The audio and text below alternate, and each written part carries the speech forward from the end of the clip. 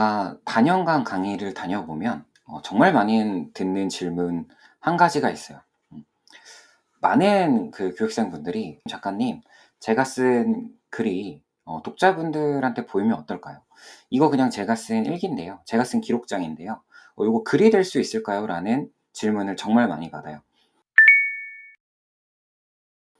근데 솔직히 말씀드려서 정말 극소수의 경우를 제외하고는 제 입에서 "정말 좋아요." 라는 가식적인 문장이 나간 적이 거의 없어요.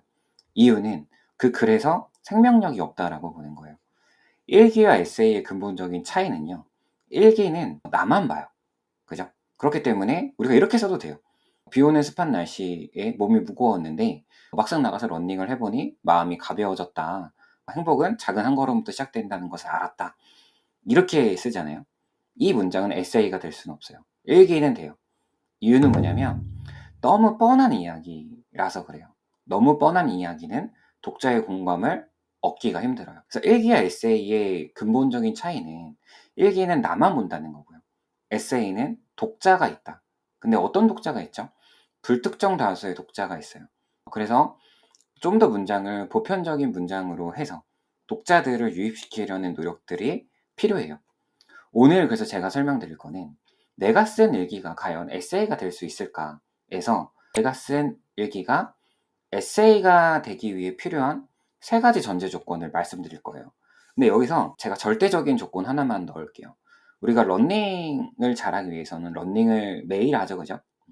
글쓰기를 다부지게 글쓰기 실력을 들리기 위해서는 글쓰기도 매일 하시는 게 좋아요. 시간을 내서라도. 자, 내가 쓴 일기가 에세이가 되기 위한 첫 번째 요소는 일단은 공감이에요. 우리가 1대1로 소개팅을 하는 상황을 가정해 볼게요. 제가 아내를 만났을 때 첫 순간은 아내도 그렇고 저도 어색했겠죠. 그럼 여러 가지 질문을 던지죠. 혹시 어떤 음식 좋아하세요? 그 일을 선택한 계기는 어떤 거였을까요? 막 이런 걸 물어보죠. 이 질문을 하는 이유는 뭐죠? 상대방과 눈높이를 맞춰서 공통의 취미를 발견해서 같이 가고자 하는 의지죠. 그래서 공감할 수 있는 요소를 만들어서 상호 간의 호감을 늘리려는 의지인 거예요. 글쓰기는 1대1도 아니에요. 불특정 다수란 말이에요. 제가 서른의 시린이라는 책을 30을 대상으로 썼지만 30의 대상이 얼마나 많아요. 그죠? 그렇기 때문에 보편적인 요소를 넣어줘서 독자들로 하여금 공감할 수 있는 요소를 끌어줘야 돼요. 30의 시린으로 설명해 봤으니까 예를 들어 볼게요. 신혼여행을 예를 들었어요. 왜냐면 30은 결혼을 고민하는 시기이기 때문에.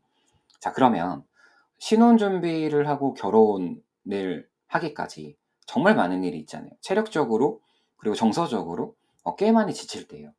근데 결혼식을 잘 치르고 나서 신혼여행 첫날 새벽 굉장히 설레겠죠. 근데 이렇게 시작해요. 새벽 4시 택시가 왔다. 택시를 타기 전부터 우리 부부는 기분이 좋았다. 새벽에 찬 공기를 맞으면서 인천공항으로 향했다. 요 문장 끌려요, 안 끌려? 이 문장 아마 안 끌릴 거예요. 이 문장은 다분하게 일기 같은 문장이에요. 아까 말씀드렸죠. 너무 뻔한 얘기는 독자들을 유입시킬 수 없다는 거예요. 근데 제가 쓴 서른의 시련에서 첫 줄 이렇게 시작해요. 이승을 열심히 살았더니 한순간에 천국행 열차를 탄 것만 같아. 새벽 4시 무거운 캐리어 2개를 택시에 싣고 아내와 인천공항을 향한다. 전날 결혼식을 마치고 4시간밖에 자지 못한 피곤이 우리 둘의 얼굴에 붙었는데도 정신은 맑다. 전체가 고요한 가운데 새벽의 도로를 밝히는 차들의 불빛이 아름답기만 하다. 예쁘다. 라고 시작해요. 이 이야기는 에세이 속성에 가까워요. 이유는 뭐냐면 뻔하지 않은 문장들로 돼 있고요. 이승을 열심히 살았더니 한순간에 천국행 열차를 탄 것만 같아. 이 첫 줄이 독자의 호감을 자극할 수 있어요. 그러니까 호기심을 불러일으켜야 돼요. 새벽 4시 얼굴의 고단함이 우리 얼굴에 붙었는데도 표정을 밝다. 고단함이 얼굴에 붙었는데 표정이 밝다라잖아요. 이거는 신혼여행을 가봤거나 신혼여행을 준비하는 분들은 다 공감할 수가 있어요. 독자가 불특정 다수한테 김보경 작가가 내민 손을 충분히 잡을 수 있는 문장이라는 거죠. 그리고 두 번째는요. 내 일기가 에세이가 될 수 있는 두 번째 요소는 관계 맺기예요. 그러니까 관계를 맺으려면요. 너무 뻔한 이야기를 나열하는 것도 안 되고요. 많은 분들이 실수하는데요. 글쓰기를 할 때는 그 빈 공백 안에 내 감정, 그리고 내 단어들을 막 나열해도 될 것 같거든요. 근데 그렇게 쓴 글이 에세이가 될 수 있을까요? 라고 물어보는 건 사실 그래서 말이 안 된다는 거예요. 누가 그렇게 막 나열한 글, 정리정돈이 안 된 글들을 성의 있게 읽겠어요. 가족이라도 아마 안 볼 거예요. 그래서 공감을 하려는 노력이 선행되잖아요. 그럼 두 번째는 관계 맺기예요. 좀 더 들어가는 거죠. 내가 쓴 글이 관계 맺기가 되려면요. 감정의 흥분도를 특히 낮춰줘야 돼요. 신혼여행 첫날 얼마나 기분이 좋겠어요. 그죠? 근데 여기서 앞에서 제가 전제를 든 새벽 4시 택시가 오니까 기분이 좋았다.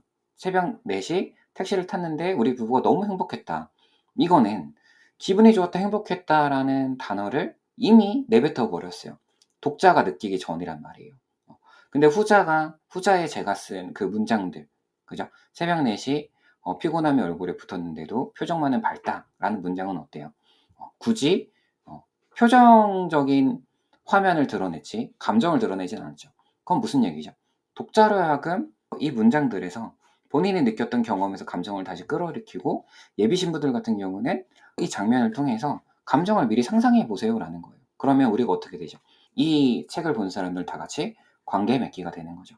그래서 문장에 있어서는 이건 문학적인 요소에서도 마찬가지인데 내 감정을 내가 기분이 좋다, 행복하고 날아갈 것 같다 그래서 그 문장들을 미리 쓰는 거는 독자 절대 감정 맺기와 관계 맺기가 되지 않아요. 다시 아까 전에 제가 아내와 처음 만났던 날로 돌아가 볼까요? 제가 이렇게 얘기하는 거예요. 저는 직장 생활을 하다가 프리랜서를 할 때 월요병을 없애기 위해서 했던 노력들이 있는데요.